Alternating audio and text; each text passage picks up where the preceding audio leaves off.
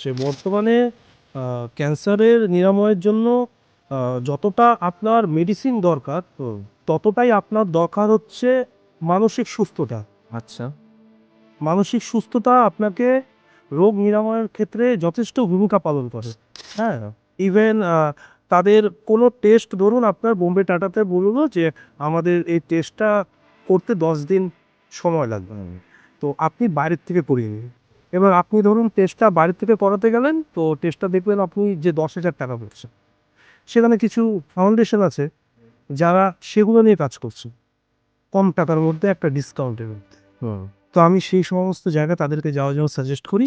এখন কিন্তু দেখবেন মানুষের স্কিন ক্যান্সার হচ্ছে প্রচুর। এর কারণ কিন্তু পলিউশন। আচ্ছা। তো এর একটাই উপায় আছে, সেটা কি? বৃক্ষরোপণ। আমরা নর্থ বেঙ্গল মেডিকেল কলেজে প্লান্টেশন করেছি। আমরা বিভিন্ন জায়গায় প্লান্টেশন করে যাচ্ছি। কারণ হতেই পারে যে আমাদের দর্শকদের মধ্যে কারো পরিচিত কেউ বা কোথাও ক্যান্সার পেশেন্ট রয়েছে। সে হয়তো চিকিৎসা প্রপারলি করাতে পারছে না। তো সেক্ষেত্রে সমর্পণ ফাউন্ডেশন কি বিষয়ে কি বিষয়ে সেই ক্যান্সার পেশেন্টকে বা তার ফ্যামিলিকে হেল্প করতে পারবে? কিন্তু জেনারেল ক্ষেত্রে আপনার পাশে কিন্তু সরকার থেকে শুরু করে প্রাইভেট সেক্টর, কর্পোরেট সেক্টর প্রত্যেকে দাঁড়াবে।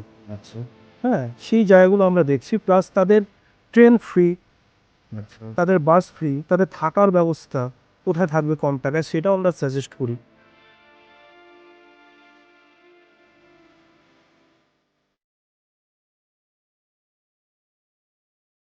টেডভাইজার টক্সের আরও একটি নতুন এপিসোডে আপনাদের সকলকে স্বাগত জানাই। টেডভাইজার টক্সে এতদিন যে সমস্ত এপিসোডগুলি আপনারা দেখে এসেছিলেন, আজকের এপিসোডটা কিন্তু তার থেকে একদম অন্যরকম হতে চলেছে। আমাদের সামাজিক দায়বদ্ধতাকে যারা সিরিয়াসলি নিয়ে থাকেন, আজকের এপিসোডটা তাদের কিন্তু ভালো লাগবে। তার কারণ আজকে আমাদের সঙ্গে যিনি রয়েছেন, তিনি তার সামাজিক দায়বদ্ধতাকে শুধু সিরিয়াসলি নেননি, তিনি সামাজিক দায়বদ্ধতাটাকে একটা মিশন করে নিয়েছেন তার জীবনের। তিনি ক্যান্সার পেশেন্টদেরকে নিয়ে কাজ করেন। কিভাবে ক্যান্সার পেশেন্টরা সঠিকভাবে তাদের চিকিৎসা করাতে পারবেন, কিভাবে আমরা নিজেদেরকে ক্যান্সার থেকে দূরে রাখতে পারবো, এই সমস্ত বিষয় নিয়ে তিনি কাজ করছেন। আজকে আমাদের সঙ্গে যিনি রয়েছেন, তিনি শিলিগুড়ির সমর্পণ ফাউন্ডেশনের ডিরেক্টর মিস্টার সুজিত রায়। নমস্কার। সুজিতদা, আপনাকে আমাদের অনুষ্ঠানে স্বাগত জানাই। অসংখ্য ধন্যবাদ। কেমন আছেন সুজিতদা? আমি খুব ভালো আছি। আপনি ভালো আছেন? খুব ভালো আছি।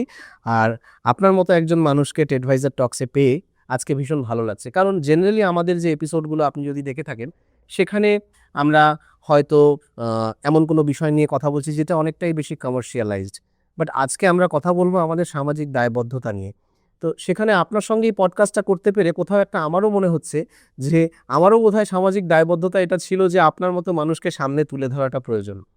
তো সবার আগে জানতে চাইবো যে এই যে আপনাদের সমর্পণ ফাউন্ডেশন, আপনারা ক্যান্সার পেশেন্টদেরকে নিয়ে কাজ করছেন। কি কাজ করছেন সেটা পরে আসবো। তার আগে জানতে চাইবো যে শুরুটা কিভাবে হলো? শুরুটা এভাবে হলো। প্রথমত জানাই অসংখ্য ধন্যবাদ টেস্টভাইজারকে আমাদের সমর্পণ ফাউন্ডেশনকে ইনভাইট করার জন্য। আর শুরুটা যেভাবে হলো সেটা হচ্ছে একটা দীর্ঘ জার্নি, একটা দীর্ঘ একটা গল্প। সেটা হচ্ছে 2018 সালে আমি আমার দিদিকে নিয়ে বোম্বে টাটাতে যাই। সেখানে ওর ট্রিটমেন্ট যখন শুরু হয়, তখন দেখি যে ওখানকার মানে যারা ট্রিটমেন্টে যাচ্ছে বেশিরভাগই বেঙ্গল, উড়িষ্যা, বিহার এইসব সাইডেরই পেশেন্টরা বেশিরভাগ যাচ্ছে। তো তার মধ্যে ফাইন্যান্সিয়াল প্রবলেম যেটা সেটা হচ্ছে মেন ক্রিয়েট করে, এবং অনেকে জানে না যে ট্রিটমেন্টটা কিভাবে হবে, কোথার থেকে হবে, কিভাবে করতে হবে। তো আমার এক ভাস্তিও সেবার গিয়েছিল, দিদির সাথে গিয়েছিল, ওর ব্লাড ক্যান্সার ছিল।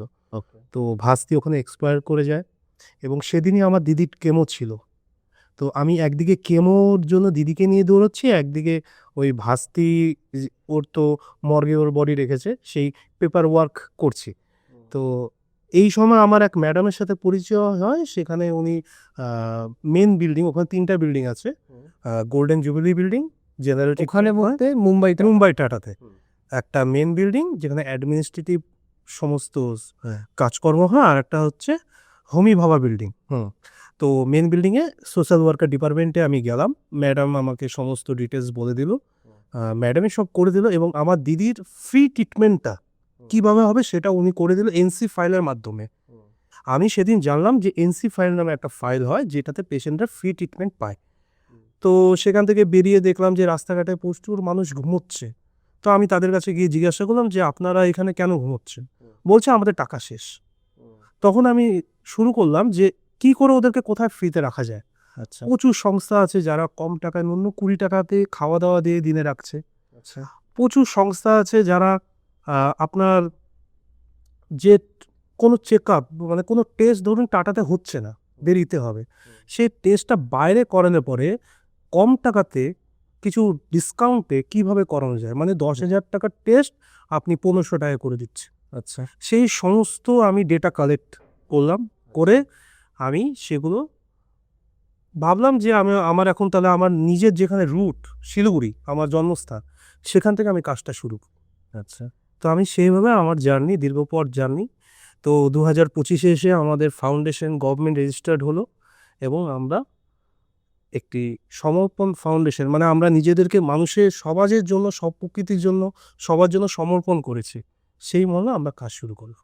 আচ্ছা আচ্ছা এই যে আহ, তুমি মুম্বাই টাটাতে গেলে এবং সেখান থেকে তুমি নানান রকম ইনফরমেশন গ্যাদার করলে যে কিভাবে একজন ক্যান্সার পেশেন্ট খুব কম খরচে নিজের চিকিৎসাটা ওখানে চালিয়ে যেতে পারে বা কিছু কিছু ক্ষেত্রে বিনা খরচেও চিকিৎসাটা চালিয়ে যেতে পারে।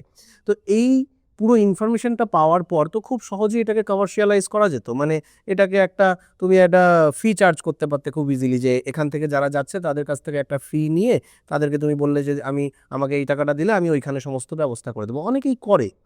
তো সেই পথে না গিয়ে এনজিও ওপেন করে সেবার পথে যাওয়াটা কেন, মানে কোন ধারণা থেকে যে আমি কমার্শিয়ালাইজ না করে আমার এই ধারণাটা দিয়ে আমি লোকের সেবা করব, এই ধারণাটা কেন এলো?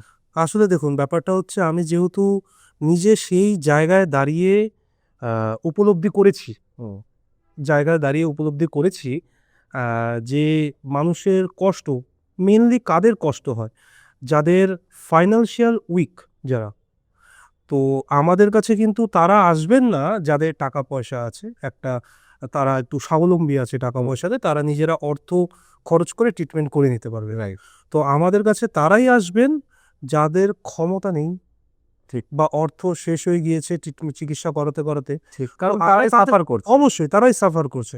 তো সেই জন্য আমার সোশ্যাল ওয়ার্কে আসা এবং নিজেকে একজন মানে সমাজকর্মী হিসেবে আমি চাই, শুধু আমি না, এটা সমাজকর্মী হিসেবে আমাদের যুব সমাজের প্রত্যেকের একটা দায়িত্ব আছে যে তারা সমাজের জন্য কাজ করুক, সে যে কোনো ওয়েতে হোক। ঠিক। তো এই যে ধারণাটা থেকে তোমার শুরু হলো যে আমি ওখান থেকে জেনে আসলাম যে কিভাবে ট্রিটমেন্ট করানো যাবে, এসে এখানে শিলিগুড়িতে এসে কাজ শুরু করলে। শুরুটা মানে কাজ শুরু করাটা আমরা যত ইজিলি এখানে একটা পডকাস্টে বলছি, বাট তোমার শুরুটা কিভাবে হয়েছিল, যে প্রথম কাকে দেখে মনে হয়েছিল যে একে আমি হেল্প করতে পারবো, বা প্রথম তোমার কাছে কি কেউ নিজে থেকে এসেছিল যে আমিও যাব, কিভাবে করালে ভালো হয়, এটা শুরুটা কিভাবে হ্যাঁ, হয়েছিল? শুরুটা একটু কঠিন ছিল। শুরুটা কঠিন ছিল বলতে আহ, আমি নিজেই প্রথম যেতাম সবার কাছে। প্রথম গিয়ে আমি বলতাম, যদি শুনতাম কারো ক্যান্সার হয়েছে আমি তার কাছে যেতাম, গিয়ে তাকে পেপার ওয়ার্ক করে দিতাম কিভাবে কি যাবে। তো আমার প্রচুর দেখলাম যে বন্ধু বান্ধবদের ফ্যামিলিতে বা দূরের কারো প্রত্যেকের হয়েছে। আমার এই নেতাজি, আমি যেহেতু নেতাজি বয়েজের স্টুডেন্ট, হুম। তো নেতাজি বয়েজে আমাদের ক্লাস 12-এ একজন বন্ধু ছিল, তারও ব্লাড ক্যান্সার ধরা পড়েছিল। তো তাকেও আমি সাজেস্ট করেছিলাম, সে গিয়ে সেখান থেকে সুস্থ হয়ে আছে, এখন দিব্যি সুস্থ হয়ে আছে। তো এইভাবে আমার পথ চলা। হুম। আর আমার মেন কথা হচ্ছে আমরা কি যেভাবে কাজ করছি, আমাদের কাজের সিস্টেমটা হচ্ছে আমরা সাজেশন দিই, কিন্তু আমরা ডিসিশন দিই না যে আপনি ওইখানে গিয়ে ট্রিটমেন্ট করুন। কারণ ভারতবর্ষে প্রচুর বড় বড় হসপিটাল আছে, রাইট। হ্যাঁ, প্রত্যেক জায়গার বেটার টু বেটার ট্রিটমেন্ট হচ্ছে। তো আমি যেই জায়গাতে আমি দাঁড়িয়ে উপলব্ধি করেছি, যেই জায়গার ধারণাটা আমি নিয়েছি, তো আমি সেইখানে যদি কেউ যেতে চায়, মুম্বাই টাটার কথা বলছি আর কি, সেখানে আমি সাজেস্ট করি। আমরা যখনই কোনো কেউ আমাকে বলে যে আমার ফ্যামিলির এরকম আছে বা আমার বন্ধুর আছে, আমরা বলি যে শিলিগুড়ি সমর্পণ ফাউন্ডেশন আমাদের একটা সমাজ কল্যাণ একটা সংস্থা আছে, শিলিগুড়ি সমাজ সমর্পণ ফাউন্ডেশন। আপনি শিলিগুড়ি সমর্পণ ফাউন্ডেশনে একটা চিঠি করুন যে আপনার কি দরকার আছে, কি সাহায্য চাই, কি হচ্ছে, সেই হিসাবে আমরা আগাই। কারণ আমাদেরকেও রেকর্ড রাখতে হয় এবং আমরা কি করি, আমরা সেই যে মানুষটা আমাদের সাথে যোগাযোগ করে, আমরা কিন্তু বারংবার তাদের সাথে যোগাযোগ করি যে তাদের বর্তমান অবস্থা কি আছে, সুস্থ হয়ে আসছে, তাদের ফ্যামিলি, মানে অ্যাকচুয়ালি যে পেশেন্ট তার থেকে সাফার করে তার ফ্যামিলি, একদম তাই। তাই তো, যে পেশেন্ট তার থেকে সাফার করে তার ফ্যামিলি, এবং তার ফ্যামিলির বিভিন্নভাবে তাদের ছেলেমেয়েরা পড়াশোনা করে, তাদের রেশনের দরকার পড়ে, সেই সমস্ত দিকে আমরা এগোই এবং যতটা চেষ্টা করি তাদের পাশে দাঁড়ানোর, এবং ভবিষ্যতেও দাঁড়াবো। তার জন্য আমি চাইবো যে প্রত্যেকে এগিয়ে আসুক, স্পেশালি ইয়াং জেনারেশন, কারণ তারা একটা এনার্জি নিয়ে কাজ করতে পারবে এবং তাদের রিচটা বেশি আজকের দিনে দাঁড়িয়ে, তারা দৌড়ে মানুষের কাছে পৌঁছতে পারবে। একদম। আচ্ছা, এবার আসি যে আমরা এতক্ষণ ধরে শুনছিলাম যে সমর্পণ ফাউন্ডেশন মানুষের পাশে দাঁড়াতে পারবে যারা কারো বাড়িতে যদি ক্যান্সার পেশেন্ট থাকে। এবার যদি খুব সহজ ভাষায় আমাদের যারা দর্শক আছে তাদের জন্য বলি, কারণ হতেই পারে যে আমাদের দর্শকদের মধ্যে কারো পরিচিত কেউ বা কোথাও ক্যান্সার পেশেন্ট রয়েছে, সে হয়তো চিকিৎসা প্রপারলি করাতে পারছে না। তো সেক্ষেত্রে সমর্পণ ফাউন্ডেশন কি কি বিষয়ে, এক্স্যাক্ট কি কি বিষয়ে সেই ক্যান্সার পেশেন্টকে বা তার ফ্যামিলিকে হেল্প করতে পারবে? দেখুন, আমাদের শিলিগুড়ি সমর্পণ ফাউন্ডেশন, আমরা তো মেনলি আমরা অ্যাওয়ারনেস প্রোগ্রামের মাধ্যমে কাজ করছি। আচ্ছা। বিভিন্ন awareness program, cancer awareness program করছি।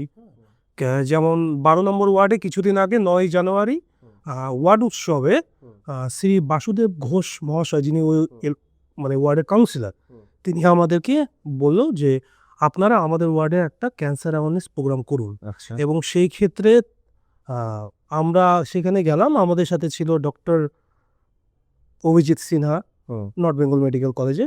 তো সেখানে আমরা বিভিন্ন ক্যান্সার কর্মসূচি, কিভাবে ক্যান্সার ডিটেক্ট হবে, করা হবে, তারপর ক্যান্সার ডিটেক্ট হয়ে গেলে পরে তার ডায়েট প্ল্যান, একজন মানুষের যখনই ক্যান্সার ধরা পড়ে তার কিন্তু শারীরিক মানে পরিবর্তন থেকে শুরু করে তার সমস্ত কিছুই চেঞ্জ হয়ে যায়, মেন্টালি চেঞ্জ হয়ে যায়। তো তাদেরকে এই সাইকোলজিক্যাল দিকটা, আমাদের একজন মেন্টর আছেন আদিত্য পাল, উনি SSKM-এ আছেন কলকাতায়, উনি আমাদের অ্যাডভাইজার সাইকোলজিস্ট আছেন আমাদের ফাউন্ডেশনে। তিনি বিভিন্নভাবে অ্যাডভাইস করছেন। কারণ হচ্ছে ক্যান্সার জিনিসটা আপনার প্রথমে যেটা একবার ব্রেনে ঢুকে গেল যে আপনার ক্যান্সার হয়েছে, সেটা কিন্তু কুরে কুরে খেতে খেতে সেটা আপনার হয়ে যাবে অরিজিনালি। ঠিক আছে? তো তো আপনি যতটা মেন্টালি হেল্প রাখবেন, মেন্টালি প্রিপারেশন রাখবেন, আপনার কিন্তু রোগভোগ ততটাই কম হবে। এবং আমার মনে হয় বডিটাও ততটা ফাইট করার শক্তি পায়। একদম, এক্স্যাক্টলি। এবং তার সাথে আসছে আপনার আমাদের যে দৈনন্দিন যে জীবনযাত্রা, সেটার পরিবর্তন। আজকাল তো আপনি দেখছেনই বিভিন্ন ধরনের কালারিং ফুড, বিভিন্ন কালারিং আপনার প্লাস্টিকের জিনিস ইউজ হচ্ছে। তো আমরা রেকমেন্ড করি অল টাইম যে আপনি টোটালি প্লাস্টিকের বোতল, যে বোতলে জল খাচ্ছেন সেটা অ্যাভয়েড করুন। স্টিলের বোতল ইউজ করুন বা কাচের বোতল ইউজ করুন, আপনি পিতলেরও বোতল ইউজ করতে পারেন, কিন্তু আপনি প্লাস্টিকের বোতলটা ইউজ করুন। প্লাস্টিক জিনিসটা আপনি অ্যাভয়েড করুন, আমরা এটা সবসময় বলি। এবং বাসি খাবার বা ফ্রিজের খাবার বেশি দিনের, সেটা টোটালি আমরা অ্যাভয়েড করতে বলি। এটা আমাদের অ্যাওয়ারনেসের মধ্যে পড়ে। তো আমরা সবসময় চাই, যেহেতু আমাদের ফাউন্ডেশনটা নতুন শুরু হয়েছে, আমরা নতুন, জাস্ট আমরা একটা চারা গাছ, তাই তো। তো আমরা চাই যে বিভিন্নভাবে মানুষের কাছে আমরা পৌঁছে কিভাবে তাদেরকে অ্যাওয়ারনেস করব, তাদেরকে সচেতন করব। এবং আপনাকে আর একটা কথা বলে রাখি, আমাদের ফাউন্ডেশনে প্রচুর দিদিরা আছেন, মহিলা মেম্বার্সরা আছেন, যারা কিন্তু বিভিন্ন চাপাতি বাগান এরিয়াতে যাচ্ছেন। আচ্ছা। হ্যাঁ, তো বিভিন্ন জায়গায় গিয়ে, গ্রামে গঞ্জে গিয়ে তারা অ্যাওয়ারনেস করছে, আচ্ছা। তারা বুঝিয়ে আসছেন। কারণ হচ্ছে একটা মহিলা আর একটা মহিলার সাথে কিন্তু খোলাখুলিভাবে কথা বলতে পারে, বিভিন্ন তাদের কমফোর্টেবল অনেক রোগ থাকে যেগুলো তারা আমাদের সাথে কমফোর্টেবল ফিল করে না। তো সেই ক্ষেত্রে আমাদের কিছু দিদিরা আছেন ফাউন্ডেশনে, তারা যাচ্ছেন, তারা গিয়ে কথা বলছেন। হ্যাঁ, তো সেই ক্ষেত্রে একটা রেজাল্ট আসছে। আচ্ছা, তো এটা তো হয়ে গেল যে অ্যাওয়ারনেসের জন্য, যে ক্যান্সার যাতে না হয়। আমার যেটা প্রশ্ন ছিল সেটা হলো যে আমার বাড়িতে একজন ক্যান্সার পেশেন্ট আছে, হুম। আমি শিলিগুড়ি সমর্পণ ফাউন্ডেশনের কাছ থেকে কি কি সহায়তা পেতে পারি যে এই পেশেন্টকে আমি এখন টাটা মেমোরিয়াল মুম্বাইতে আমি ট্রিটমেন্ট করাতে চাই, এখন সমর্পণ ফাউন্ডেশন আমাকে কি কি বিষয়ে সহায়তা করতে পারে এক্ষেত্রে? হ্যাঁ, সর্বপ্রথম তো শিলিগুড়ি সমর্পণ ফাউন্ডেশনকে একটা দরখাস্ত করতে হবে। হুম। সেই দরখাস্তর মধ্যে তার সমস্ত বিষয় লিখে দিতে হবে এবং তার যে ডিজিজটা সাজেস্ট হয়েছে সেটার একটা মানে মেডিকেল রিপোর্টগুলো আমাদেরকে পাঠাতে হবে। তাই। তারপর আমরা ওনাদেরকে যে মুম্বাই টাটাতে ফ্রি ট্রিটমেন্টটা কিভাবে হবে, আচ্ছা। হ্যাঁ, কোথার থেকে তারা এনসি ফাইলটা কালেক্ট করবে। একটা ফাইল হয় এনসি ফাইল। এনসি ফাইলটা কি জিনিস? আপনি এর আগেও এই কথাটা একবার বললেন, তাই আমি হ্যাঁ, এনসি ফাইল হচ্ছে আপনার মুম্বাই টাটাতে একটা স্কিম আছে, প্রচুর স্কিম আছে, রাজীব গান্ধী স্কিম প্রচুর আছে, এটা টাটার ব্যক্তিগত স্কিম আছে। এনসি ফাইলটা হলে পরে পেশেন্টরা ফ্রি ট্রিটমেন্ট টাটার থেকে পাচ্ছে। আচ্ছা। এটা শুধু জেনারেল পেশেন্টদের ক্ষেত্রে, মানে জেনারেল ট্রিটমেন্ট যারা করাচ্ছেন সেখানে দুভাবে ট্রিটমেন্ট হয়, প্রাইভেট একটা জেনারেল একটা। তো প্রাইভেট ট্রিটমেন্টে তো আপনার পুরো খরচাটা নিজেকেই বহন করতে হবে, কিন্তু জেনারেল ক্ষেত্রে আপনার পাশে কিন্তু সরকার থেকে শুরু করে প্রাইভেট সেক্টর, কর্পোরেট সেক্টর প্রত্যেকে দাঁড়াবে।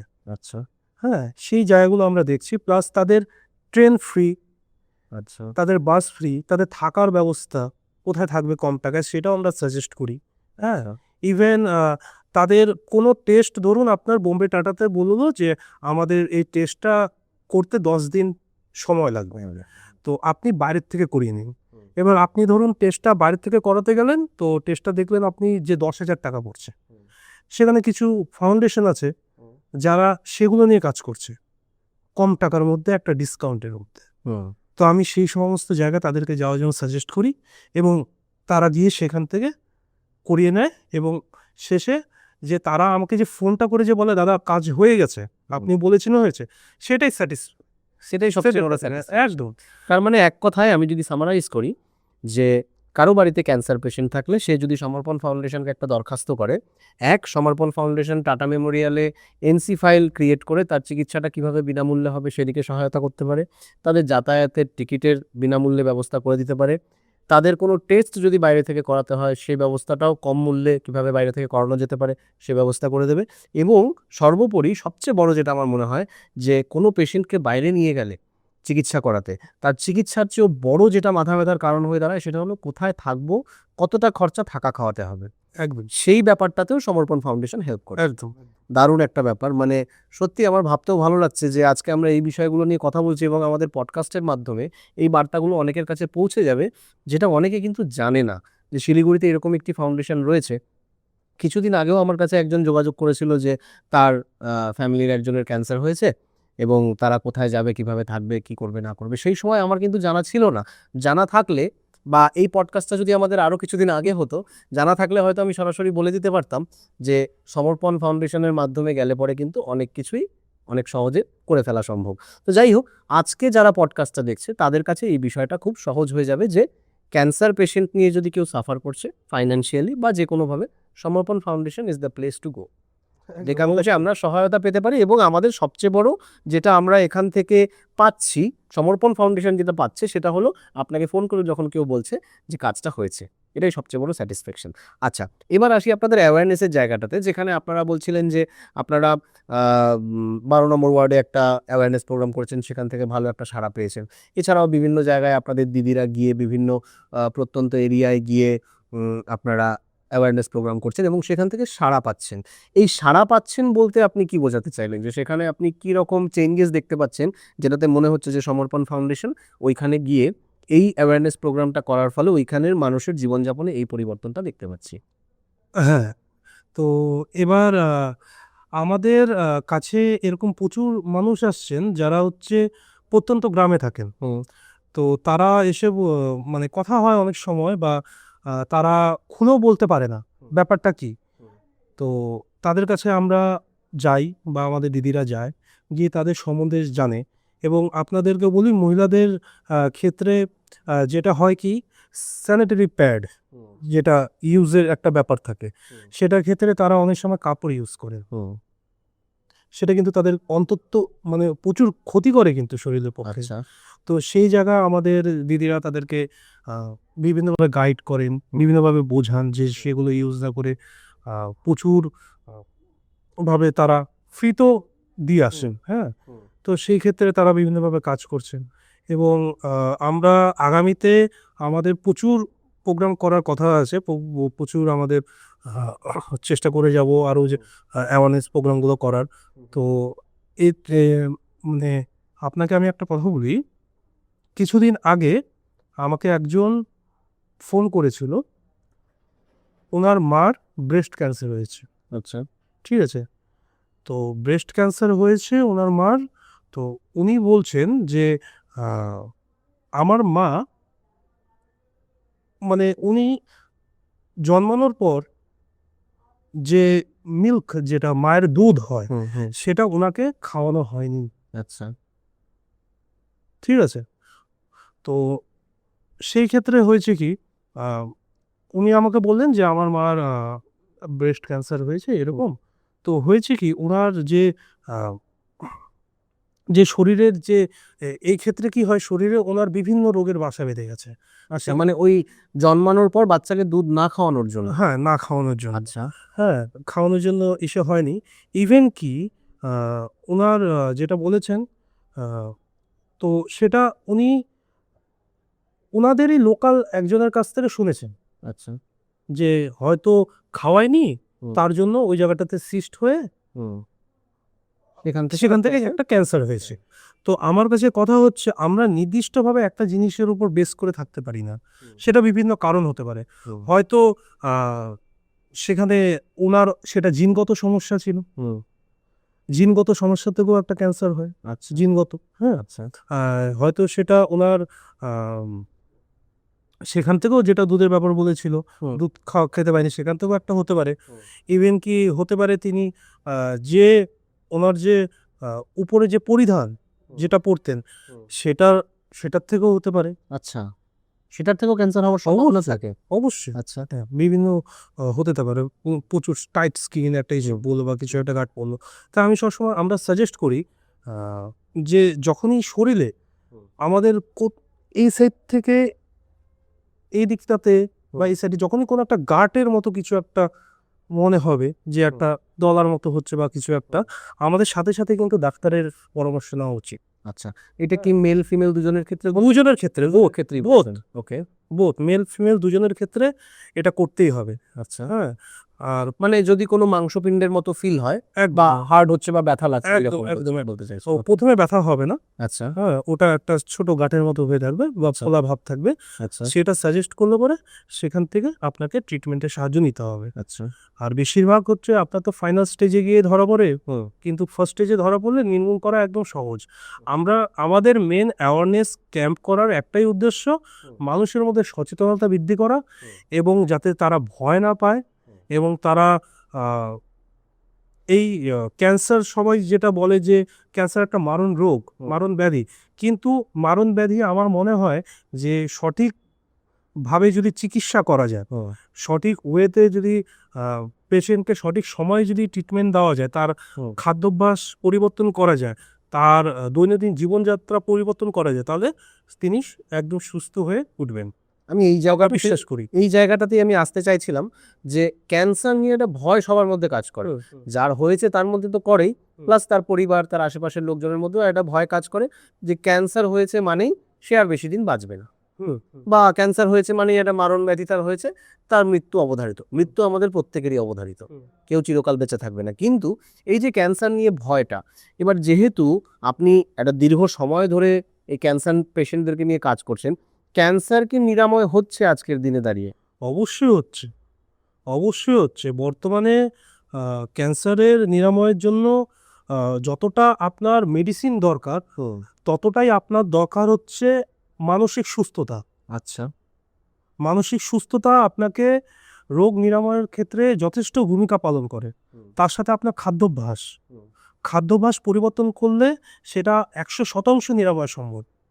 আচ্ছা, তার মানে চিকিৎসা, মানে মেডিসিন, তার পাশাপাশি আমাদের খাদ্যাভ্যাস একটা বড় রোল প্লে করে। অবশ্যই। আমাদের প্রতিদিনের জীবনে এমন কোনো খাবার কি রয়েছে যেটা হয়তো আমরা না বুঝেই প্রতিদিন কনজিউম করছি, কিন্তু সেটা আমাদের ক্যান্সার মানে ডেকে আনতে পারে ভবিষ্যতে? 100 বার। প্লাস্টিকের বোতলে জল খাওয়া। প্লাস্টিকের বোতলে জল খাওয়াটা প্রত্যেকের অ্যাভয়েড করা উচিত। দেখুন, একটা সময় তো আমাদের কাছে অপশন থাকে না, যখন আমরা বাইরে যাচ্ছি আমাদেরকে এই বিভিন্ন কোম্পানির যে প্যাকেজ ড্রিঙ্কিং ওয়াটার আমাদেরকে কিনে খেতে হচ্ছে, সেটা প্লাস্টিকেই আসছে। ওয়ান টাইম ইউজ করতে পারেন, আচ্ছা, আপনি ওয়ান টাইম ইউজ করতে পারেন। আচ্ছা। তারপর ফ্রিজের খাবার, ফ্রিজের পুরনো বাসি খাবার, সেটাও কিন্তু মারাত্মকভাবে শরীরে ক্ষতি করে।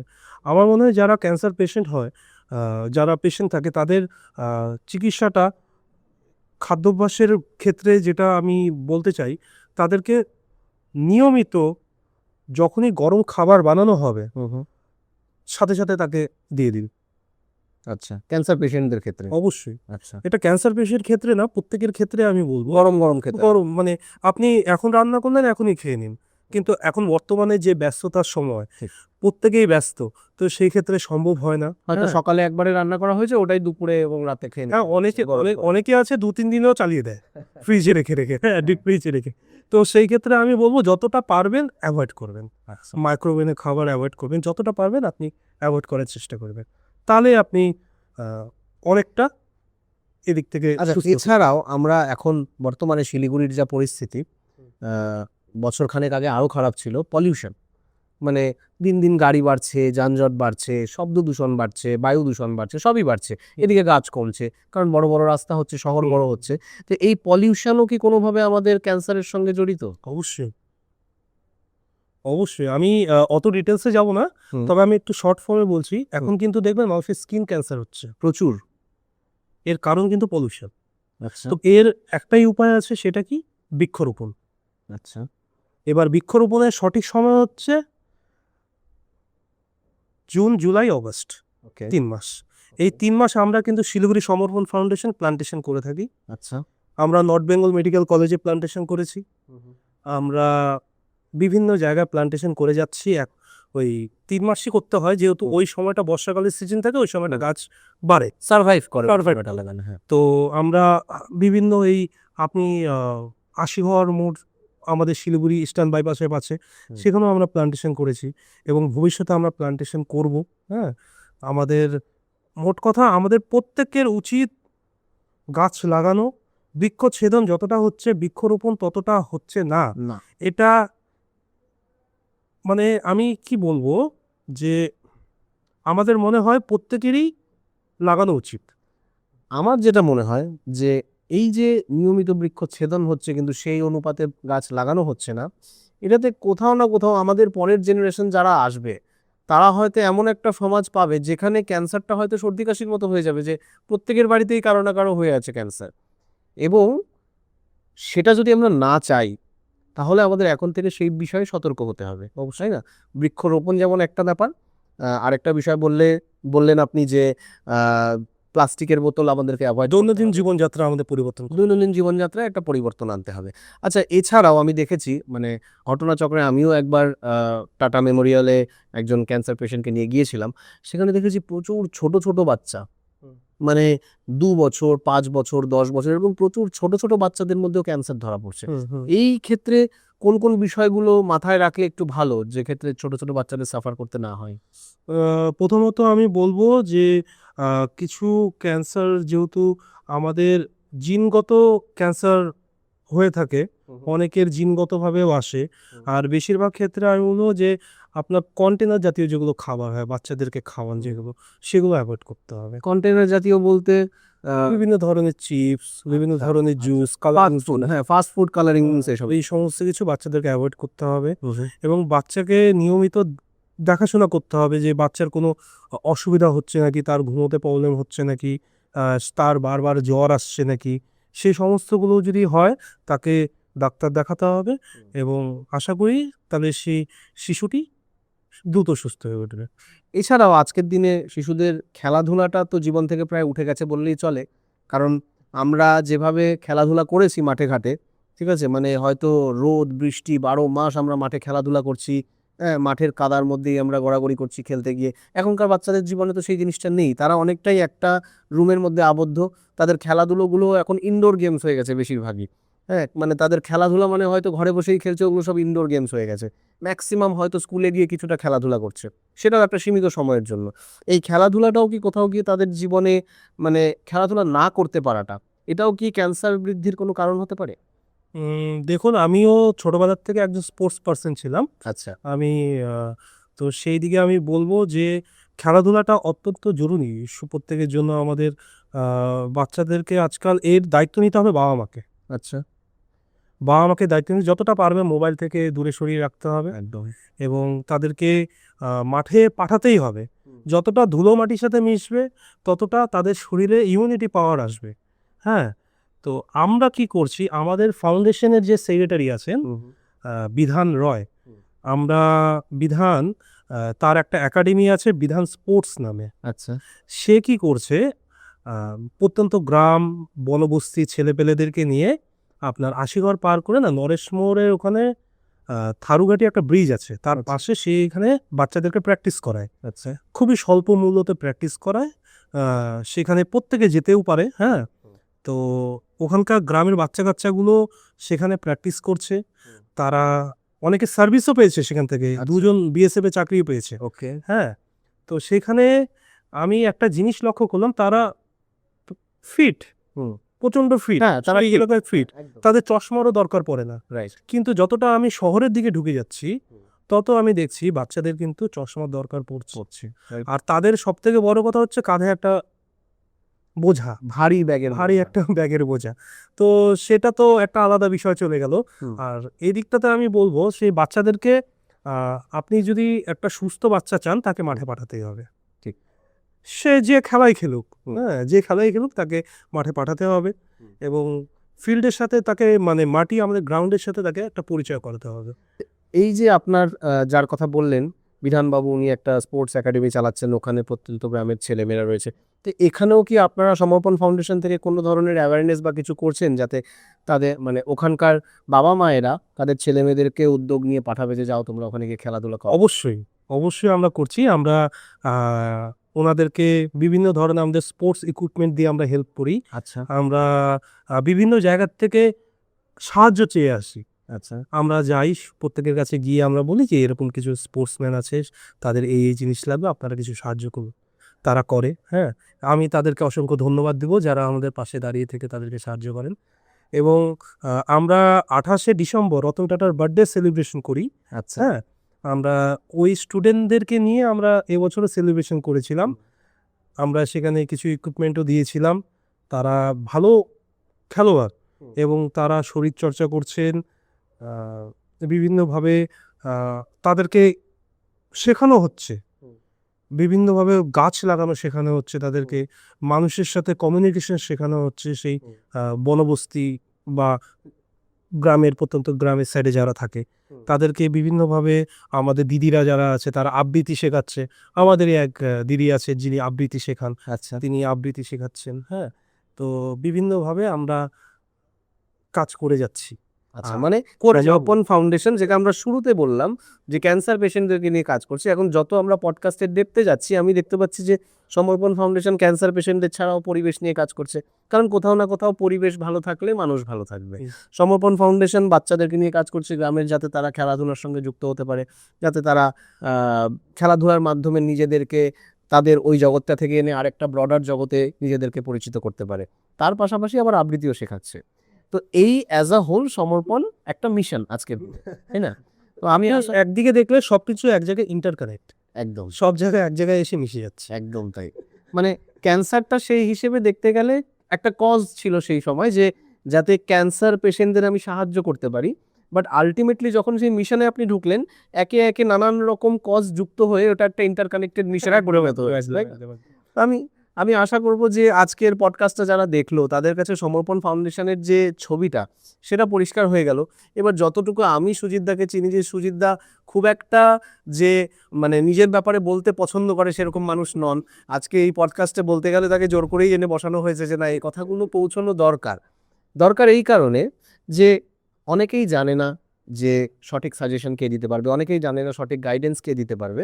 তো আজকের এই পডকাস্টটা তাদের কাছে একটা গাইড ম্যাপ হয়ে যেতে পারে যে ক্যান্সার হলে কী ধরনের সহায়তা সমর্পণ ফাউন্ডেশনের কাছ থেকে পাওয়া যেতে পারে। তো আপনারা যারা আজকের পডকাস্টটি দেখছেন, আপনাদের এই পডকাস্টের কোন ইনফরমেশনটা খুব ভালো লেগেছে বা সমর্পণ ফাউন্ডেশনকে যদি আপনারা কোনো শুভেচ্ছা বার্তা দিতে চান, অবশ্যই জানাবেন আমাদের কমেন্টসের মাধ্যমে, কারণ আপনাদের কমেন্টসটাই কিন্তু সুজিতদার মতো আরও অনেককে অনুপ্রেরণা যোগাবে আগামী দিনে কাজ করার জন্য, তাই না? তো কমেন্টস করে জানাবেন আপনাদের আজকের পডকাস্টটি কেমন লাগলো। আজকের এই পডকাস্টটিতে যদি কারোর জন্য কোনো গুরুত্বপূর্ণ তথ্য থাকে তাহলে তার সাথে এই পডকাস্টটি অবশ্যই শেয়ার করবেন। লাইক, শেয়ার, কমেন্ট করে আমাদের পাশে সবসময় থাকবেন। দেখতে থাকুন টেডভাইজার টক্স।